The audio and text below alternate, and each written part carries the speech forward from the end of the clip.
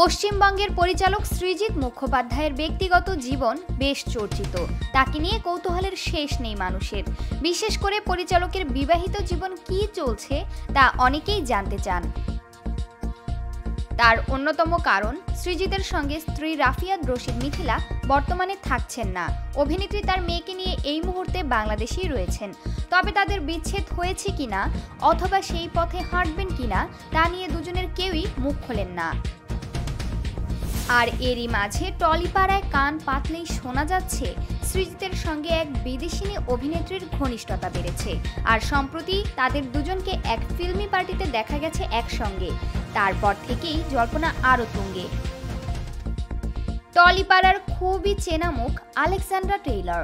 অনেক বাংলা সিনেমাতেই তাকে দেখা গেছে। সম্প্রতি এক ভিডিও ভাইরাল হয়েছে সোশ্যাল মিডিয়ায়। কিল বিল সোসাইটির প্রিমিয়ারে আলেকজান্ড্রা ও সৃজিতকে কথা বলতে দেখা যায়। আর সেখান থেকেই নেটিজেনদের একাংশের ধারণা তাদের মধ্যে কিছু একটা চলছে। সৃজিত নতুন করে বিদেশিনীর প্রেমে পড়েছেন। বিষয়টি নিয়ে এক সংবাদ মাধ্যমকে নির্মাতা জানিয়েছেন, প্রেম নয়, আলেকজান্ড্রা খুব ভালো বন্ধু ও অসম্ভব শিক্ষিত। আমরা দুজনই সাপ ভালোবাসি। সে একটা পেট শপে আগে কাজও করেছে। আলেকজান্ড্রা ও সৃজিতের মধ্যে সবচেয়ে বড় মিল হলো দুজনেই সাপ ভালোবাসেন। অভিনেত্রী এর আগে একটি পেট শপে কাজ করেছেন বহুদিন।